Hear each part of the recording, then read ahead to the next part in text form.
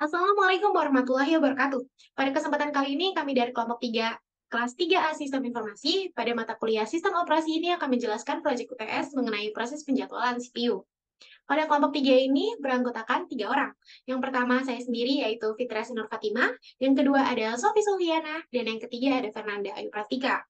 Topik yang akan kita bahas pada saat ini terdiri dari 7 topik. Yang pertama ada First Come, First Serve, atau FCFS, yang kedua ada Shortest Job First atau SJF Non-Preemptive, yang ketiga ada Shortest Job First atau SJF Preemptive, yang keempat ada Priority Scheduling Non-Preemptive, yang kelima Priority Scheduling Preemptive, yang keenam round robin non-preemptive, dan yang terakhir yaitu round robin preemptive.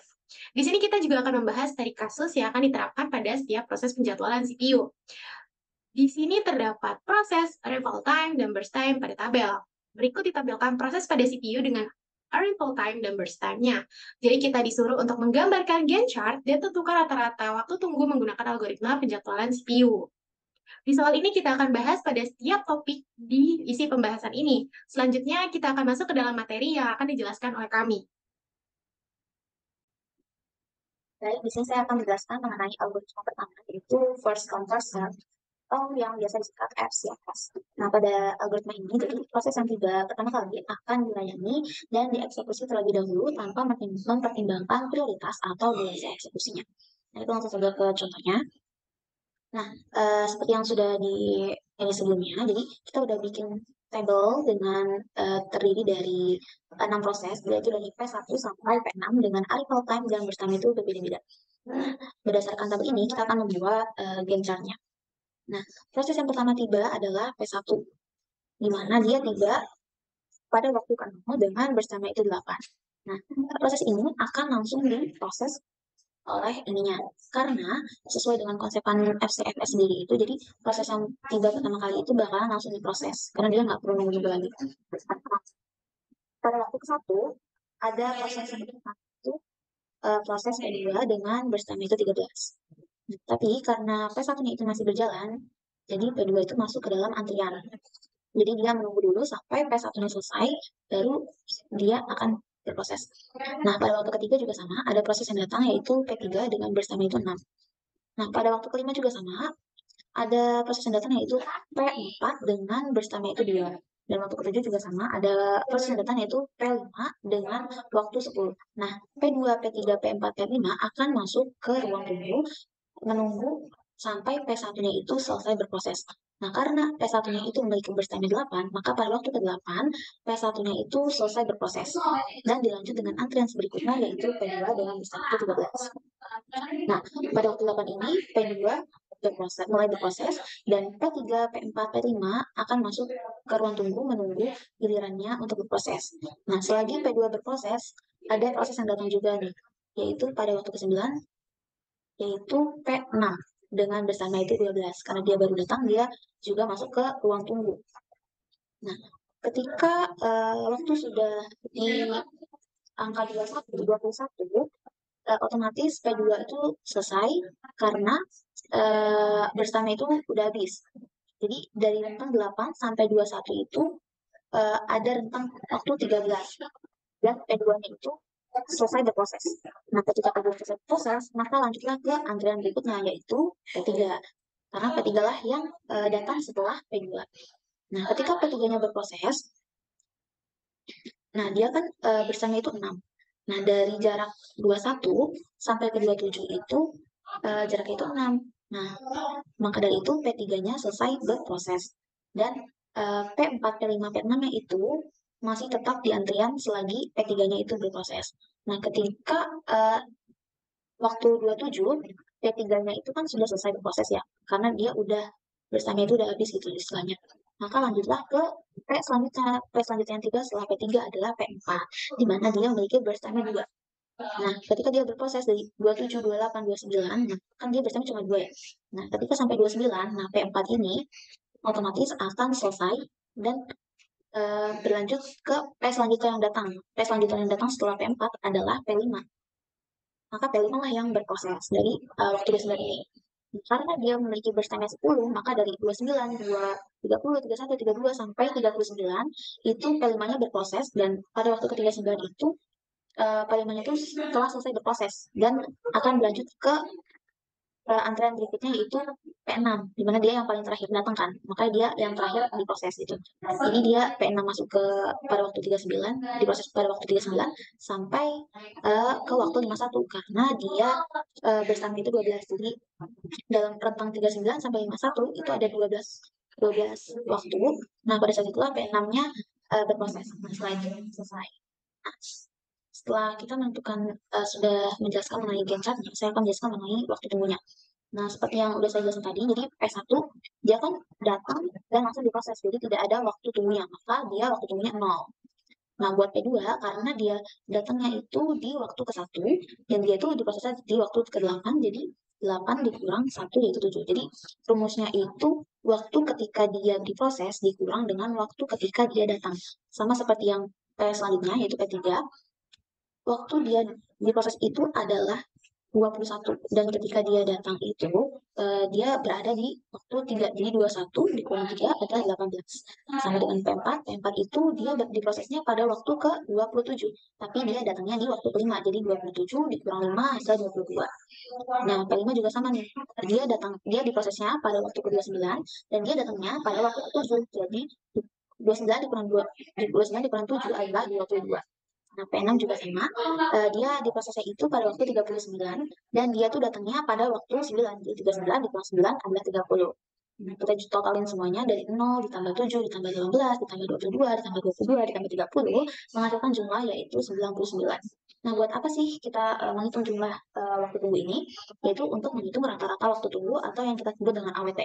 Nah, rumus dari AWT ini sendiri yaitu jumlah dari waktu tunggu yang kita hitung dibagi dengan jumlah proses yang kita miliki. Bisa kita lihat di tabel ini, jadi proses yang kita miliki kan dari P1, P2, P3, P4, P5, P6 itu jumlahnya ada 6. Jadi jumlah waktu tunggu dibagi, nah jumlah waktu yang kita tadi sudah hitung yaitu 99, dibagi dengan 6, hasilnya itu 16,5 satuan waktu. Mari kita akan lanjut ke materi selanjutnya, yaitu Shortest Job First atau SJF non-primitive. Nah, apa sih SJF non-primitive itu? Jadi, sistem penjadwalan Shortest Job First atau SJF non-primitive adalah salah satu algoritma penjadwalan dalam sistem operasi. Dalam konteks ini, Shortest Job mengacu pada pekerjaan atau proses atau tugas yang memiliki durasi pengerjaan paling singkat. Nah, non-primitive ini berarti bahwa pada suatu pekerjaan dimulai, pekerjaan itu tidak bisa diinterupsikan atau dihentikan oleh sistem operasi sampai pekerjaan itu selesai atau mencapai titik penyelesaian yang telah dijadwalkan. Jika proses yang datang memiliki arrival time yang sama, maka burst time yang paling sedikit yang akan dikerjakan terlebih dahulu. Nah, cara kerja dari algoritma SJF non-primitive adalah sebagai berikut. Yang pertama itu untuk pemilihan pekerjaannya. Jadi, sistem operasi itu memilih pekerjaan yang memiliki durasi pengerjaan paling singkat dari antrian pekerjaan yang menunggu untuk dieksekusi. Yang kedua, untuk pengeksekusiannya, pekerjaan yang dipilih dieksekusi hingga selesai atau mencapai titik penyelesaian yang telah dijadwalkan. Yang ketiga, untuk penyelesaian pekerjaannya. Jadi, jika setelah pekerjaannya selesai, sistem operasi akan memilih pekerjaan berikutnya dari antrian pekerjaan yang tersisa. Yang keempat, untuk proses berlanjutnya ini, langkah-langkahnya diulangi sampai semua pekerjaan selesai dieksekusi. Nah, untuk pengimplementasiannya, jadi kita akan lanjut kepada pembahasan soal yang di depan. Nah, di situ kan awalnya ada tabel ya. Nah, tabel untuk algoritma penjadwalan CPU. Nah, kita sekarang menggunakan metode SJF non-primitive. Nah, jadi kita buat dulu gen chart-nya. Pada detik ke-0, P1 muncul dengan burst time 8, dan P1 ini akan diproses hingga selesai tanpa harus terdistraksi pada kedatangan yang lain.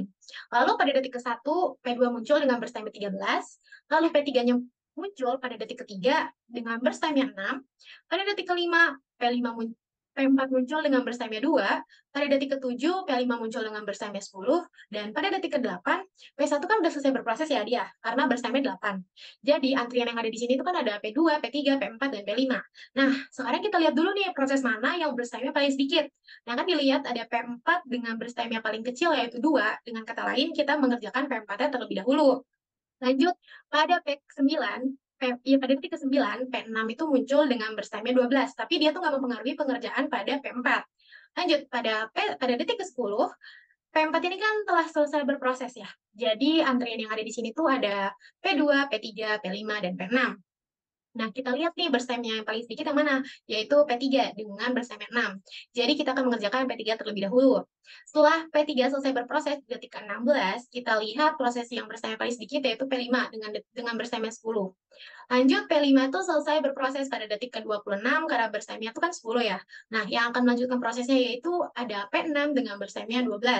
Nah, P6 ini selesai pada waktu detik ke-38. Nah, kita akan melakukan proses terakhir yaitu P2 dengan berstemnya 13. Jadi si P2 ini akan selesai pada detik ke-51 dan proses penjadwalan CPU telah selesai. Nah, untuk menghitung rata-ratanya, kita hitung dulu waktu dari setiap prosesnya, yaitu dari P1 sampai P6 kita lihat waktu tunggunya dulu. Kemudian dijumlahkan. Nah, yang pertama P1-nya dulu nih. Di Gantt chart itu kan dia nggak memiliki waktu tunggu ya, karena langsung diproses pada arrival time-nya. Jadi, waktu tunggunya itu 0. Untuk P2, dia diproses pada detik ke-38, sedangkan arrival time atau kedatangan waktunya itu pada detik ke-1. Jadi, 38 kurang 1 sama dengan 37. Lanjut, kita ke P3. P3 ini berproses pada detik ke-10, sedangkan dia munculnya pada detik ke-3. Jadi, 10 kurang 3 sama dengan 7. Untuk P4-nya kita lihat pada detik ke-8 dia sudah diproses dan dia munculnya itu pada arrival time-nya yang ke detik ke-5. Jadi 8 kurang 5 sama dengan 3. Untuk P5-nya diproses pada detik ke-16 dan arrival time-nya pada detik ke-9. Jadi pada detik ke-7, jadi waktu tunggunya itu 9, 16 kurang 7. Nah, yang terakhir nih, dia tuh pada detik ke-26 dia diproses, sedangkan untuk munculnya pada detik ke-9, jadi 26 kurang 9 sama dengan 17. Lanjut, kita hitung jadi pada hasil waktu tunggu P1 sampai P6-nya itu 73. Kita jumlahkan 0 tambah 37 tambah 7 tambah 3 tambah 9 dan tambah 17. Nah, kita hitung rata-ratanya, yaitu jumlah waktu tunggu dibagi dengan banyaknya waktu tunggu, yaitu di sini 6, karena prosesnya ada 6 ya. Jadi, 73 dibagi 6 sama dengan 12,166 satuan waktu. Nah, jadi, rata-rata waktu tunggu penjadwalan CPU dengan metode SJF non-preemptive yaitu 12,166 satuan waktu. Baik, kita lanjut ke proses selanjutnya yaitu shortest job first, preemptive. Jika terdapat proses yang sedang dikerjakan, lalu terdapat proses lain yang datang, di mana burst-time-nya itu lebih kecil dari sisa waktu proses yang dijalankan, maka proses ini akan dikerjakan terlebih dahulu, dan sisa proses tadi akan dikembalikan ke ready queue. Kita lanjut saja ke contoh soalnya. Di sini sudah terdapat Gantt chart dan tabel soalnya. Pada detik ke-0 itu, P1 datang dengan burst time itu 8, lalu pada detik ke-1, P2 datang dengan burst time 13, dan total burst time dari P1 itu 7 karena sudah dijalankan selama 1 detik dari detik ke-0 ke detik ke-1. Lalu pada detik ke-0, P3 datang dengan burst time totalnya itu 6, P2 burst time-nya totalnya masih 13, P1 itu burst time-nya 5, karena sudah dijalankan selama 2 detik dari detik ke-1 ke detik ke-3. Lalu, pada detik ke-5, P4 datang dengan burst time-nya itu 2, P3 datang dengan burst time 6, P2 burst time-nya masih 13, P1 burst time-nya masih 3. Nah, pada detik ke-1 ini, karena burst time P1 itu lebih kecil dari burst time P2 yaitu 7, karena 7 lebih kecil dari 13, maka yang diproses itu P1.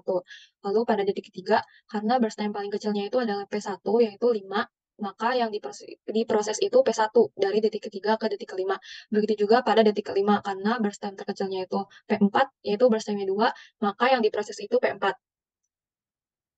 Lalu pada detik ke-7 datang P5 dengan total burst time-nya 10, P3 burst time-nya masih 6, P2 juga burst time-nya masih 13, sedangkan P4 itu sudah habis burst time-nya, sudah selesai prosesnya. P1 burst time-nya masih 3. Nah, dari P1, P2, P3 sampai P5 ini dapat dilihat untuk burst time yang paling kecilnya itu adalah P1 dengan burst time-nya 3. Maka pada detik ke-7 yang diproses itu P1. Sampai ke prosesnya itu sampai ke detik ke-9, datang P6 dengan burst time itu 12, P5 masih 10, burst time-nya P3 masih 6, P2 juga masih 13. Sedangkan P1 burst time-nya itu sisa 1, karena sudah dijalankan selama 2 detik dari detik ke-7 ke detik ke-9. Karena P1 sampai P6 ini burst time-nya paling kecilnya itu P1 dengan burst time-nya 1, maka P1 yang diproses. Sampai ke detik ke-10, P1 itu selesai, P6 burst time-nya 12, P5 burst time-nya 10, P3 burst time-nya 6, P2 burst time-nya 13. P2, P3, P5, dan P6 ini burst time yang paling kecilnya itu P3 karena burst time-nya 6. Maka P3 yang diproses pada detik ke-10 ini sampai ke detik ke-16. P3 sudah selesai, proses dijalankannya sudah selesai, sisa P6 dengan burst time 12, P5 dengan burst time 10, dan P2 dengan burst time 13. P2, P5, dan P6 burst time terkecilnya itu P5 dengan burst time 10, maka pada detik ke-16, P5 yang diproses sampai ke detik 26, P5 sudah selesai. Sisa P6 dengan burst time 12 dan P2 dengan burst time 13. 12 dan 13 itu lebih kecil 12, jadi P6 yang diproses sampai ke detik 38. Pada detik ke-38 sisa P2 dengan burst time 13. Diselesaikan sampai detik ke-51. Selanjutnya, kita akan menghitung waktu tunggunya. Untuk P1 itu yaitu 9, karena selesainya itu P1 di detik ke-9, dan P1 itu sempat jalan di detik ke-7. Jadi P1 itu 9 dikurangi 7, dan P1 itu juga sempat jalan di detik ke-3 sampai ke detik ke-5, jadi dikurangi lagi 5 dikurangi 3, dan juga P1 sempat diproses di detik ke-0 dan detik ke-1, jadi 1 dikurangi 0. Setelah dikurangi, totalnya itu 4. Lalu pada P2, karena selesai diprosesnya itu pada detik ke-38, dan datangnya itu pada detik ke-1, dan tidak langsung saja dikurangi, jadi 38 dikurangi 1, jadi totalnya 37. Pada P3 itu, karena selesainya di detik ke-10, selesai diprosesnya pada detik ke-10, dan kedatangannya itu detik ke-3, maka 10 dikurangi 3, hasilnya 7. Untuk P4, karena tidak ada waktu tunggu, jadi karena datang pada detik ke-5 dan langsung diproses, jadi tidak ada waktu tunggu, jadi totalnya itu tetap 0 waktu tunggunya, karena tidak ada.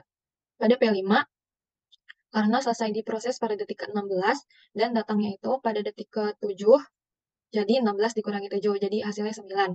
Dan P6, selesai diproses pada detik ke-26, dan datang di detik ke-9, jadi 26 dikurangi 9. Hasilnya 17. Setelah itu, setelah ketemu waktu tunggunya, lalu dijumlah, hasilnya itu 74, lalu dihitung rata-rata waktu tunggunya. Jadi, karena total prosesnya itu ada 6, jadi 74 dibagi 6, hasilnya 12,33 satuan waktu. Oke, di sini saya akan menjelaskan algoritma selanjutnya, yaitu priority scheduling on preemptive. Jadi pada algoritma ini, setiap tugas atau proses memiliki tingkat prioritas tertentu, dan proses dengan prioritas tertinggi akan dieksekusi terlebih dahulu. Nah, jika terdapat beberapa proses dengan prioritas yang sama, maka urutan eksekusinya itu ditentukan berdasarkan algoritma yang sebelumnya, yaitu first come first serve, atau yang kita sebut FCFS. Oke, lanjut saja langsung ke contohnya. Nah, pertama, kita bahas dulu tentang tabelnya. Tabelnya hampir sama dengan sebelumnya, ada proses, ada recall time, ada burst time. Nah, yang membedakannya adalah ada priority di sini. Nah, priority ini untuk apa? Jadi priority ini itu berfungsi untuk menentukan proses mana yang akan dijalankan lebih dulu. Kalau tingkatannya itu, kalau dia makin tinggi, dia akan dijalankan terlebih dahulu. Nah, yang urutannya itu yang paling tinggi itu adalah 1. Jadi 1, 2, 3, 4, 5. Nah, yang paling tinggi itu adalah 1. Nah, itu langsung aja. Jadi, proses yang pertama kali datang adalah P1, di mana P1 punya burst time 8 dan juga memiliki prioritas 1, di mana prioritas tertinggi. Maka dia akan diproses terlebih dahulu, karena dia juga datang paling awal, jadi dia diproses. Nah, ketika waktu 1, ada nih proses yang datang, yaitu P2, di mana P2 itu punya burst time itu 13, dan dia memiliki prioritas 3. Nah, kita bandingin di antara P1 dan juga P2, mana sih prioritas yang paling tinggi. Nah, udah aku kasih tahu tadi di awal, jadi prioritas paling tinggi di ini itu adalah 1. Nah, P1 itu punya prioritas 1, di mana prioritas paling tinggi, ini maka dia akan didahulukan gitu.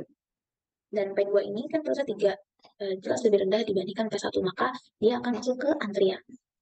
Nah, tadi kan P1 juga udah berjalan sebanyak 1, maka di sini bersama tertulis 7 ya. Jadi 8 dikurangi 1 gitu, 7. Nah, pada waktu ketiga ada proses yang datang, yaitu adalah P3, di mana dia punya burst time 6 dan juga dia punya prioritas 1. Nah, di sini beda kasus nih. Di antara P1 dan juga P3 dan juga P2 ada dua proses yang memiliki prioritas sama, yaitu P1 dan juga P3. Dia memiliki prioritas sama, yaitu 1, di mana prioritas paling besar. Nah, gimana cara menentukannya kalau dia punya prioritas sama di satu waktu ini? Nah, cara menentukannya itu kita menggunakan algoritma yang awal, yaitu RCFS, di mana algoritma yang datang lebih awal itu akan diproses lebih awal. Nah, tadi di antara P1 dan P3, tadi kan jelas yang lebih awal datang adalah P1. Maka P1 akan diproses lebih dulu dibandingkan P3 dan juga P2. Ini udah aku urutin ya. Jadi P1 nanti diproses, selanjutnya ada P3, lalu ada P2. Nah, di sini juga P1-nya udah berkurang ya burst time-nya karena dia udah berjalan seminggu 3 kali, jadi sisa 5. Oke, lanjut lagi ke waktu 5. Nah, di waktu 5 juga ada prosesnya yang datang, yaitu adalah P4. Di mana P4 itu punya burst time-nya 2 dan juga dia punya prioritasnya 2. Nah, di sini kan tadi kita udah urutin ya, P3 baru P2. Nah, tapi ada P4 nih yang punya prioritasnya 2. Maka dia akan ditaruh di bagian sini. Jadi urutannya sekarang nambah. Jadi P3, P4, dan juga P2. Nah, P1 tetap jalan karena sesuai yang tadi ya. Sesuai kasus yang tadi, jadi di antara P1 dan P3, dia P1 duluan yang datang nih. Nah, dia juga udah bertanya udah berkurang jadi 3. Lanjut lagi ke waktu 7. Di waktu 7 ada proses yang datang lagi, yaitu P5. Di mana P5 itu punya burst time 10, dan juga dia memiliki prioritas 2. Nah, ini sama aja nih kayak kasus tadi. Jadi di waktu yang sama, ada juga proses yang memiliki prioritas yang sama. Nah, gimana cara nentuinnya sama kayak tadi nih? Kita lihat proses mana yang datang lebih dulu. Tadi kan, ini kan P5 baru datang ya. Nah, P4 tadi datangnya di angka 5, di waktu 5. Jelas P4 akan didahuluin sebelum P5. Dan P2 tetap paling terakhir karena dia punya prioritas paling rendah yaitu 3. Nah, di sini P1-nya udah tinggal 1 nih, burst time-nya. Nah, ketika waktunya 8, otomatis P1-nya udah habis dong burst time-nya. Nah, P1 akan selesai nih. Selesai proses P1. Nah, akan berlanjut ke P3, di mana dia punya prioritasnya 1. Jadi dia akan di waktu 8 ini akan mulai berproses gitu ya. Jangan dia juga punya bersama itu 6. Nah, ketika waktu 9 ada lagi nih proses yang datang yaitu P6. Nah, P6 ini punya bersama itu 12 dan prioritasnya itu 3. Nah, ini sama nih kasusnya kayak tadi. Di antara P2 dan P6 jelas P2 itu datangnya lebih dulu jadi akan didahulukan sebelum P6. Nah, di sini P3-nya juga udah berkurang nih, karena dia udah berproses sebanyak 1 kali, 8 ke 9, jadi dia berkurang 1, jadi 5. Nah, sampai waktu ke-14, P3-nya itu udah habis bersamnya. Ini 9, 10, 11, 12, 13, 14. Nah, bersamnya udah habis nih 5. Dia udah selesai. Nah, berlanjut ke urutan selanjutnya nih, yang punya prioritas 2. Dan juga dia lebih awal dibandingkan P5 ini. Jadi P4 akan diproses terlebih dahulu. Nah, dia kan punya bersamanya 2 nih. Jadi ketika waktunya 16, maka P4 ini udah selesai. Nah, berlanjut lagi ke P5 yang punya prioritasnya 2 dan juga memiliki bersamanya 10. Nah, ketika waktunya udah di waktu 26, P5-nya itu kan udah selesai jadinya bersamanya. Berlanjut ke P2 yang memiliki prioritasnya 3 dan juga bersamanya 13. Nah, di waktu ke-39, P2-nya itu sudah selesai dan berlanjut ke antrian selanjutnya yaitu P6 yang memiliki prioritas 3 dan juga bersama 12. Nah, ketika waktu 51, P6-nya sudah selesai. Gitu. Nah, kita hitung nih waktu tunggunya. Cara hitungnya hampir sama ya kayak yang FCFS itu. Jadi, P1-nya kan dia langsung diproses ya, jadi dia tidak ada waktu tunggu. Lalu P2-nya kan, P2-nya itu dia diprosesnya di waktu ke 26. P2-nya diproses di waktu 26, dikurang oleh waktu dia datang. Waktu dia datang kan ini 26, dikurang 1 yaitu 25. P3 juga sama. Waktu diprosesnya P3 itu kan 8 nih. P3-nya diprosesnya pada waktu 8. Dan P3 ini datangnya di waktu 3. Jadi 8 dikurang 3, ini hasil 5. Lalu P4-nya juga sama, diprosesnya kan di waktu 14, dan dia juga datangnya di waktu 5. Jadi 9. P5-nya juga sama, dia diprosesnya di waktu 16, dan dia datangnya tuh di waktu 7. Jadi 16 kurang 7, 9. P6 yang terakhir, dia punya diproses pada waktu 39, dan dia tuh datangnya di waktu 9. Jadi 39 kurang 9 adalah 30. Nah, kita total nih buat menghitung rata waktunya. 0 ditambah 25, ditambah 5, ditambah 9, ditambah 9, ditambah 30, hasilnya 78. Nah, di situ kita hitung deh rata-rata waktunya nih. Waktu tunggu buat algoritma ini. Cara rumusnya sama hampir cara ini juga sama. Jadi rumusnya itu jumlah waktu tunggu dibagi dengan jumlah prosesnya itu 6. Jadi 78 dibagi 6, hasilnya 13 satuan waktu. Selanjutnya, saya akan menjelaskan mengenai proses penjadwalan CPU selanjutnya, yaitu Priority Scheduling Primitive, yaitu melakukan proses yang memiliki prioritas tertinggi. Setiap proses memiliki prioritas masing-masing, dan jika prioritas sama, maka ditentukan dari burst time yang lebih kecil. Di sini ada contoh soalnya, dan ada tabelnya dari proses arrival time, burst time, sampai priority-nya. Dari detik ke 0, datang P1 dengan total burst time 8, dengan nilai prioritasnya 1, lalu pada detik ke 1, datang P2 dengan burst time 13, dan nilai prioritasnya itu 3. P1 total burst time-nya menjadi 7 karena sudah dijalankan selama 1 detik, dari detik ke 0 ke detik ke 1, dengan nilai prioritasnya itu 1. Karena nilai prioritas P1 itu lebih kecil, 1 itu lebih prioritas daripada 3, maka P1 diproses terlebih dahulu. Dari detik ke 1 ke detik ke 3, detik ke 3 datang P3 dengan burst time-nya itu 6, nilai prioritasnya itu 1. P2 burst time 13, nilai priority-nya 3, dan P1 burst time-nya menjadi 5 dengan nilai priority-nya 1. Nilai burst time menjadi 5, P1 menjadi 5 itu karena sudah diproses dari detik ke 1 ke detik ke 3. Nah, di sini kan nilai priority-nya dari P1 dan P3 itu sama, yaitu 1. Karena sama, jadi kita lihat dari burst time yang paling kecil, dari yang burst time paling sedikit, yaitu P1 dengan burst time 5. Maka pada detik ketiga ini P1 yang diproses. Pada detik kelima datang P4 dengan burst time 2, dengan nilai priority-nya 2, P3 burst time-nya 6, nilai priority-nya 1, P2 burst time-nya 13 dengan priority 3, P1 dengan burst time 3 dan nilai priority-nya 1. Di sini terdapat kesamaan lagi dari P1 dan P3, yaitu nilai priority-nya 1.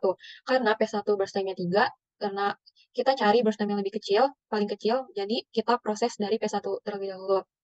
Sampai ke detik ke-7, P5 datang dengan burst time 10 dengan nilai priority-nya 2. Di sini juga terdapat kesamaan dari P1 dan P3. Sama seperti sebelumnya, kita cari nilai burst time yang paling terkecil, jadi tetap P1. Jadi P1 dijalankan sampai detik ke-8, P1 selesai, dan pada detik ke-8 itu kita cari dari nilai priority-nya yang paling kecil, yaitu P3 dengan nilai priority-nya 1. Langsung saja dijalankan sampai ke detik ke-9, P6 datang dengan burst time-nya 12, nilai priority-nya 3. P5 burst time-nya 10, nilai priority-nya 2, P4 burst time-nya 2, nilai priority-nya 2, P3 burst time-nya 5, priority-nya 1, P2 burst time-nya 13, nilai prioritasnya 3. Dari sini, karena nilai priority P3 itu 1, maka P3 dijalankan. Nah, di sini nilai burst time-nya itu menjadi 5 karena sudah dijalankan dari sebelum itu, dari detik ke-8 ke detik ke-9. P3 lanjut dijalankan sampai ke detik ke-14, P3 sudah selesai.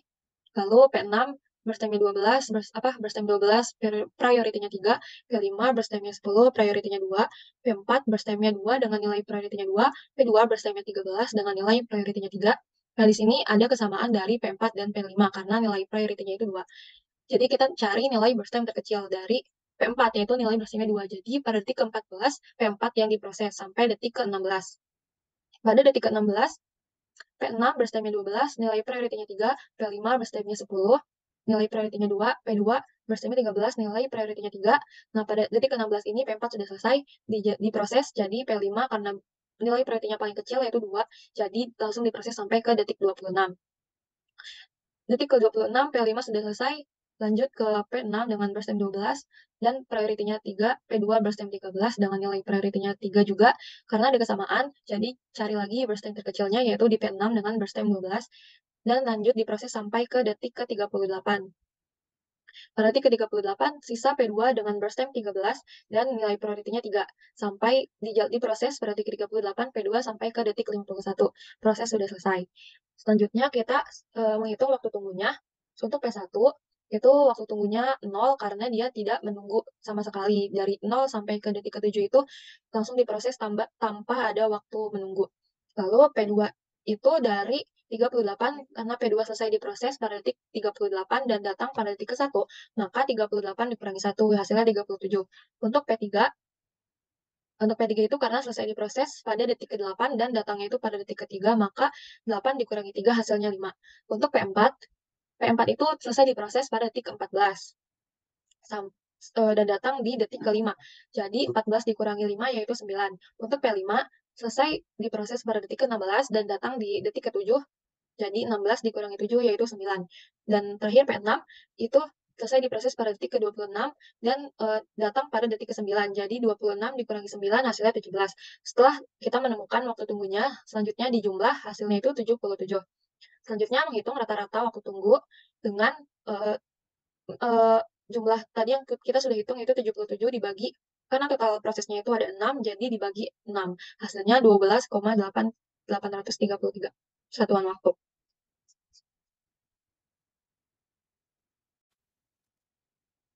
Kita akan masuk ke materi round robin non-preemptive. Nah, algoritma round robin ini adalah salah satu algoritma penjadwalan proses yang digunakan dalam sistem operasi juga. Jadi, round robin non-preemptive adalah proses yang dilakukan dengan time quantum atau batas waktu yang ditetapkan. Algoritma ini beroperasi dengan memberikan quantum waktu atau waktu burst ke setiap proses dalam antrian penjadwalan, dan setiap proses diizinkan untuk dieksekusi selama kuantum waktu tersebut. Jika proses tersebut tidak selesai dalam kuantum waktu yang ditetapkan, jadi proses tersebut dipindahin ke akhir antrian, dan CPU itu dialokasikan ke proses berikutnya dalam antrian. Ini dirancang untuk membagi waktu CPU secara adil di antara berbagai proses yang berjalan pada sistem. Jadi, bedanya preemptive dengan non-preemptive itu terletak pada arrival time-nya. Nah, kalau si preemptive ini kan arrival time-nya nggak sama ya. Nah, kalau saya, non-preemptive ini arrival time-nya sama. Untuk karakteristik dari algoritma round robin ini, itu yang pertama ada fairness atau keadilan ya. Algoritma itu menciptakan keadilan di antara proses, karena setiap proses itu mendapatkan bagian yang sama dari waktu CPU. Ini tuh mencegah satu proses itu mendominasi dan mengangkat semua sumber dari CPU untuk jangka waktu yang lama. Lanjut untuk yang kedua, ada implementasi dengan antrian atau queue. Proses yang menunggu dieksekusi ditempatkan dalam sebuah antrian, dan proses diambil dari awal antrian untuk dieksekusi. Setelah kuantum waktu habis, proses itu dipindahkan ke belakang antrian. Nah, daripada bingung, kita lanjut ke pembahasan soalnya ya. Nah, dari tabel yang di depan itu kan dia arrival time-nya beda-beda ya. Nah, untuk dari round robin non-preemptive ini kan arrival time-nya harus sama. Jadi kita buat 0 semua dulu. Nah, sekarang kita buat Gantt chart-nya. Karena ketentuan non-robin tadi ya, arrival time-nya sama kan, jadi kita buat pada detik ke 0 semua ya. Nah, semua proses muncul dari P1 sampai P6 dengan quantum time-nya adalah 7. Lanjut, karena pada detik ke-0 kita semua kembali ke aturan sebelumnya, jadi proses yang pertama yang akan kita kerjakan terlebih dahulu. Pada detik karena quantum time-nya 7 nih, jadi kita berhentikan pada proses kelipatan 7. Nah, jadi kan masuk dari 0 itu udah ke detik yang ke-7 ya. Nah, P1 ini kan nggak selesai nih, karena dia burst time-nya 8 ya. Tapi dia sekarang masuk ke akhir antrian, tapi burst time-nya juga berkurang dari 8 jadi 1, dan akan bergantian dengan antrian kedua, yaitu P2. Nah, pada detik 7 plus 7 itu kan pada detik ke-14 ya. Nah, P2 juga belum selesai nih. Jadi P2 nih masuk ke akhir antrian juga, dan dia berkurang burst time-nya dari 13 ke 6, dan lanjut ke proses yang P3.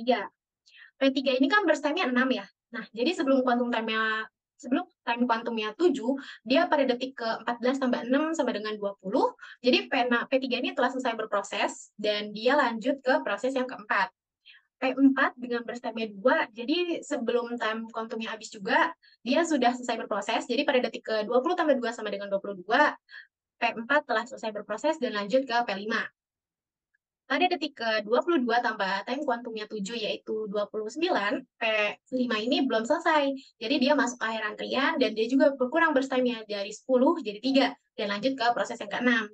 Pada detik ke-29 tambah time kuantumnya 7 jadi 36, P6 ini juga belum selesai nih. Jadi dia masuk ke akhir antrian juga, dan burst time-nya berkurang dari 12 jadi 5. Dan lanjut kembali ke proses yang pertama, yaitu P1.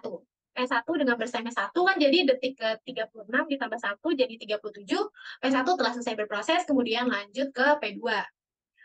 Pada detik ke 37 tambah 6, karena kan P2 burst time-nya 6 ya. Jadi 43. Nah, P2 ini telah selesai berproses. Kemudian kita lanjut ke P5-nya. Lanjut yang terakhir itu ada P6 dengan burst time-nya 5. Jadi pada detik ke-46 tambah 5 yaitu 51, P6 telah selesai berproses dan mengakhiri algoritma penjadwalan CPU. Nah, sekarang kita lanjut nih menghitung rata-rata waktu tunggunya. Jadi kita cari satu waktu tunggunya dulu ya pada P1 sampai P6. Yang pertama P1 dulu nih. Yang kita lihat di Gantt chart, dia kan terakhir berproses pada detik ke-36 ya. Jadi kita tulis 36, lalu kita lihat lagi di detik keberapa dia berproses juga.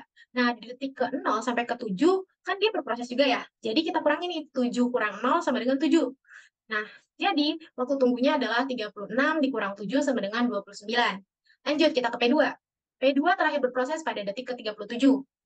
Nah, kita tulis dulu 37, kita lihat lagi dia berproses di mana, ternyata di detik ke-7 sampai 14. Jadi, 14 dikurang 7 sama dengan 7. Maka waktu tunggunya 37 kurang 7 sama dengan 30. P3 dia terakhir berproses pada detik ke-14.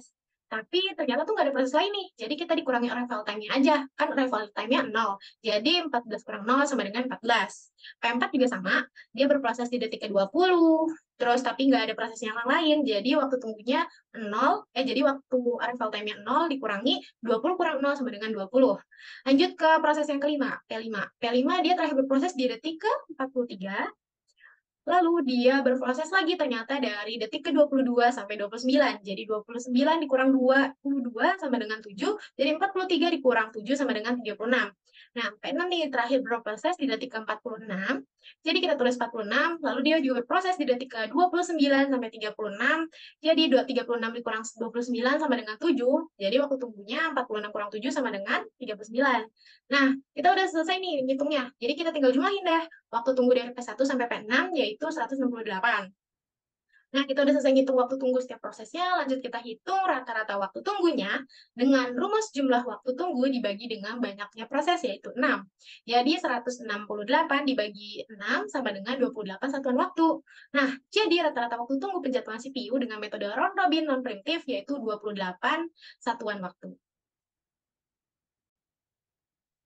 Oke, kita masuk ke algoritma terakhir, yaitu round robin preemptive. Pada algoritma ini, proses dilakukan berdasarkan time quantum, dan setiap proses dijalankan berdasarkan waktu kuantum yang sudah ditentukan. Nah, proses dijalankan bergantian berdasarkan waktu. Nah, pada proses ini, jadi jika setiap proses itu memiliki arrival yang tidak sama. Nah, bedanya antara yang sebelumnya yaitu non-preemptive dan preemptive itu, jadi kalau non-preemptive itu arrivalnya itu sama semua. Nah, kalau preemptive ini arrivalnya itu tidak sama. Saya langsung aja ke contohnya.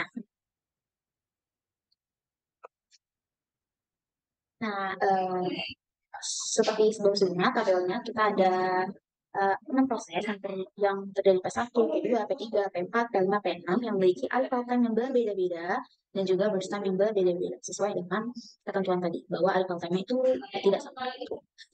Oke, ini juga time quantum yang kita akan ini adalah 7. Oke, kita mulai ke Gantt chart-nya. Jadi proses pertama yang akan diproses adalah P1, di mana P1 itu memiliki burst time 8. Nah, pada P1 ini, pada waktu 0 ini, itu P1 sudah mulai diproses hingga time kuantumnya yaitu 7. Nah, pada time kuantum ini, antara 0 dan 7, apa aja sih proses yang terjadi? Proses yang terjadi antara time quantum 7 ini, 0 sampai 7 ini, yaitu ada proses yang datang, yaitu proses P2, P3, dan juga P4. Nah, karena mereka datang pada saat time quantum, maka dia masuk ke antrean gitu. Nah, ketika P1-nya berjalan 1, 2, 3, 4, 5, 6, 7, nah pada 7, sesuai time quantumnya, P1 itu berhenti dan masuk ke ruang tunggu paling terakhir. Dan P1 menyisakan burst time-nya itu 1, karena dia udah berjalan sebenarnya 7 kali dan burst time-nya itu awalnya 8, jadi sisa 1. Nah, untuk P2, P3, P4 yang masuk pada saat time quantum tadi, dia masuk juga ke antrean sebelum P1. Jadi urutannya itu P2, P3, P4, lalu ada P5 juga yang datang pada waktu 7 ini juga, jadi dia masuk ke antrean juga. Jadi P2, P3, P4, P5, dan P1 itu masuk ke terakhir karena dia udah berjalan sesuai time quantum. Jadi dia berhenti sejenak gitu. Dan dilanjutkan ke P kedua yang memiliki burst time 13. Nah, sesuai time quantum, jadi 7 sampai 14, dia nanti berhenti lagi. Nah, antara 7 sampai 14, ada apa sih yang terjadi? Nah, pada 7 sampai 14 itu ada proses yang tiba, yaitu adalah P6. Nah, P6 ini masuk ke ruang tunggu dulu nih, sampai dia berhenti di waktu 14. Nah, pada waktu 14, P2-nya berhenti nih, dan dia jeda dulu, jadi masuk ke ruang tunggu, sehingga burst time-nya itu 6. Yang awal 13, dia kan berjalan sampai 14. Nah, sekarang sisa 5. Nah, buat P3, P4, P5, P1 itu masuk ke ruang tunggu. Nah, P6 juga masuk ke ruang tunggu nih, kan tadi dia masuk ke ruang tunggu pada saat waktu 9. Nah, pada saat 14, dia masuk ke ruang tunggu sebelum dari P2-nya gitu. Nah, sekarang yang jalan adalah P3, karena sesuai urutan tadi, P3 itu belum muncul gitu. P3 itu memiliki berstamnya itu 6. Nah, karena time kuantum kita 7, dan harusnya kita kan berhenti di angka 21, tapi karena P3 ini memiliki burst time 6, yang dimana lebih kecil dari 7, maka kita berhentinya di berhenti dulu di 20, karena P3-nya ini udah selesai berproses gitu, jadi dia udah keluar, dia udah berproses, jadi sisa P4, P5, P1, P6, P2. Sesuai urutan, jadi P4 sekarang yang jalan. Nah, karena P4 juga memiliki burst time juga, yang dimana dia tuh kurang dari time quantum, jadi sebelum kelipatan 7 itu, jadi kita berhenti dulu, karena ada proses yang selesai. Jadi 21, 22. Nah, pas 22 ini, P4 itu udah selesai. Dan kita lanjut ke antrian berikutnya, yaitu P5. P5 memiliki burst time-nya 10. Dimana lebih besar dari 7 kan.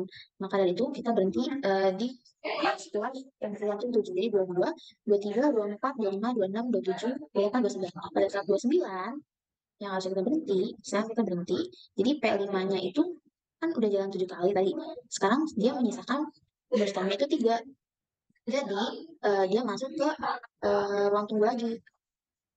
Ruang tunggu, sekarang selanjutnya adalah P1, yang dimana dia tadi sisa burst time-nya 1. Nah, terus jalan sebanyak 1, karena dia tidak lebih kecil dari kuantum, jadi 29, 30, 30, P1-nya udah selesai. Lanjut ke antrian berikutnya, yaitu adalah P6, yang dimana dia punya burst time-nya 12. Nah, saat P6 ini berlangsung, kan nanti kuantum kita 7, jadi 30 ke 37 itu jadinya 7 gitu, jalannya 7. Jadi P6 ini menyisakan burst time-nya itu 5, dan P6 ini jeda dulu, masuk ke ruang tunggu, dan berlanjut ke P2. P2 ini masih memiliki burst time-nya 6. Lanjut lagi. Jadi di waktu 37 ini, P2 kita berhasil, P2 kita itu mulai berproses lagi, jalan lagi, sebanyak kuantum. Tapi karena dia lebih kecil dari kuantum, jadi sebelum 4 J43-nya dia udah selesai, udah keluar, dan berlanjut ke antrian berikutnya, yaitu 45, yang memiliki bersama itu 3. Nah, sisa P5 dan P6. P5-nya berjalan sampai P6, terus dia selesai, lanjut ke P6. P6-nya juga sisa bersama itu 5, jadi dia berjalan selesai. Gitu. Nah, buat waktu tunggunya, kita hitung, jadi rumusnya itu waktu diproses dikurang, jadi buat rumusnya itu waktu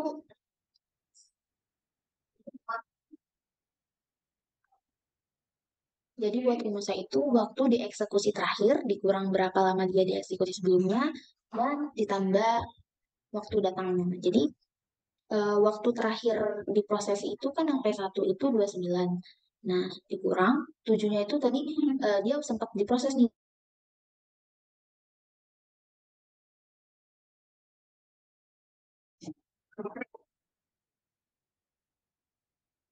Nah, dia sempat diproses nih pada waktu 0 sampai 7. Jadi dia 7 ditambah dia waktu muncul 0.